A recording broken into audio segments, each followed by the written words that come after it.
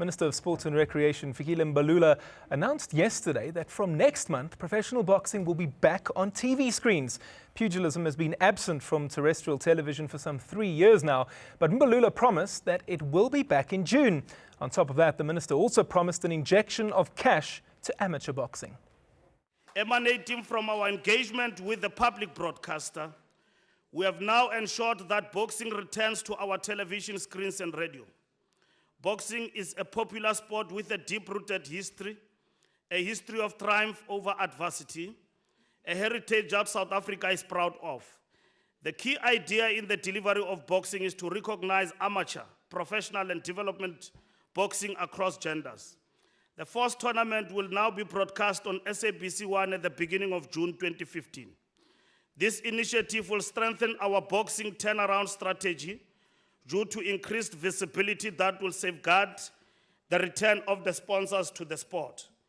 Further to our support to the sport of boxing, we have also set aside 10 million towards development of amateur boxing this year. It has emerged in the aftermath of that announcement that Fikile Mbalula might have jumped the gun. I'm joined now by Legal Eagles, David Swartz and Etienne van der Merwe, directors at Phillip Silver Swartz Incorporated. These are the guys who won the highest defamation award in South African history in a high court trial in 2013 against Boxing South Africa and its suspended CEO Moffat Tleti. They also represent Branko Milenkovic, who has traditionally held television rights with the public broadcaster. Gentlemen, good evening and welcome. Thanks for coming in tonight. David, I'll start with you. Why was the minister wrong to have come out and spoken so boldly and confidently?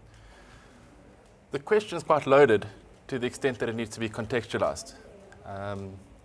There's a certain court proceeding at the moment against the Minister, SABC and Boxing South Africa in regard to this specific issue. That matter has not been decided by a court yet.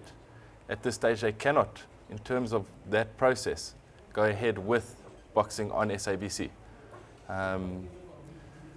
So in a nutshell, the minister is essentially and has essentially gone to Parliament and told parliamentarians that he is going to flout the law and that he doesn't care about judicial process.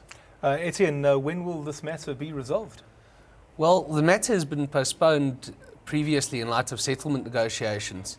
Our clients at all times been interested in settling the matter, not running to court, as the minister commented. So when we brought the application against the minister, there were settlement discussions, and the matter has consequently been postponed. At this stage, it's pending, and no resolution appears to be in the. Similar question. Why has this matter dragged on for so long? I think purely because of the parties wanting to settle the matter. David also has been involved from the start. There have been numerous letters, and I speak under correction, I believe 47 letters or something along those lines that have been written to the minister, none of which have been replied to, all calling for meetings, calling for discussions in attempts to settle the matter. And to date, the minister's never come back to us. Whenever he gets called upon to reply to us, we receive absolutely no reply from him. David, the spin doctors have made it out to be a Branko Milenkovic versus Boxing SA battle with the public broadcaster in the middle. Is it that simple? Absolutely not. I need to make it clear that everyone knows that bringing boxing back to TV is in the best interest of boxing. That's not in dispute. The dispute that Branko has, and it's a dispute that really all promoters have an interest in, is that at the moment, no agreement has been shown to any of the licensees, including promoters, as stakeholders. How is this going to be regulated? How do you deal with regulations in terms of the Boxing Act, which say that the promotional rights and the broadcasting rights vest with promoters? The minister's come and he's now said that there's going to be a tournament on the beginning of June. I challenge the minister to tell us who's fighting, who's promoting, what the deal is. Show us some transparency. The issue has always been transparency. And that's all we've asked for. We really want to know exactly where we stand, or rather where my client stands as a promoter. You're dealing with an organization, Boxing South Africa, that in an affidavit by their own chairwoman said that this entity is on the verge of collapse. You're dealing with an entity where in recent weeks boxers haven't been paid purse monies. In terms of the Boxing Act, purse monies have to be invested with Boxing South Africa 30 days before a fight. Otherwise, the fight cannot be sanctioned. These rules were flouted, and certain boxers haven't been paid. And in the midst of all of this, the minister now has given, essentially, taken away a right unlawfully from promoters and has said now that BSA will deal with the SABC. So the situation is ludicrous, and the minister toos and froes between different versions depending on where his public image is at any certain time. He's under a lot of pressure now to answer questions regarding his flight to Las Vegas. Who paid? So as simple as that. Tell us who paid. And these are real and pertinent issues, and he deflected on all the pertinent issues in Parliament. I want to ask you this as well, David. You brought it up there. I think semantics aside, people will generally accept that we're in late May. He's promised a tournament on the public broadcaster in early June. That's not quite going to be 30 days, is it? Absolutely not. You just have to do the maths. I mean, maybe we should send the minister a calendar. It's ludicrous. The minister has actually made certain, he's tweeted before, he likes his Twitter account, and he's tweeted before that boxing is coming back to TV and nothing happened. He started this PBL, which is where the issue of boxers' payments lie, and, he hasn't come out and spoken. He hasn't spoken for these boxers. So he's essentially just deflected the issues.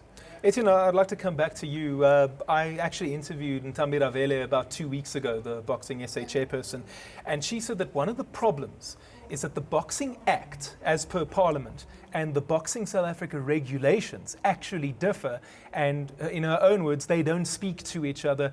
But that's not quite the case, according to you. No, I can't really see how that would be the case. The regulations are promulgated directly due to what the Act says. It's supposed to be in line with the Act. It gets promulgated after the Act comes out. The Act sets a framework, and then the regulations set the administrative side of it. So how the regulations can conflict with the Act is absolutely mind-boggling. If you take simply what David has mentioned about the payment 30 days before, both the Act and the regulations stipulate that payments are to be made to Boxing South Africa 30 days before any tournament is held. If it's not paid, then Boxing South Africa can't sanction the fight. So how she can say that the two are in conflict, I can't see how she can make statements like that. And then just very quickly, I'm not sure how much you can tell me about your own case with your client, Branko Milenkovic. Can you give me a comment on that, an update perhaps? So, depends on what matter. Branko actually has a couple of matters. We obviously can't discuss the merits of the matters, but Branko at all stages has, I think, protected his rights, protected his good name. And I think our reputation speaks for itself. Where comments have been made, we've had absolutely wonderful success against Boxing South Africa and former CEOs, and also against current members of the board, where we've had great success as well. All right, gentlemen, I have to leave it there. Thank you so much for your time. Much appreciated. That was David Swartz and Etienne van der Merwe from Phillip Silver Swartz Incorporated, telling us why it is unlikely that pugilism will, in fact, be back on public television next month.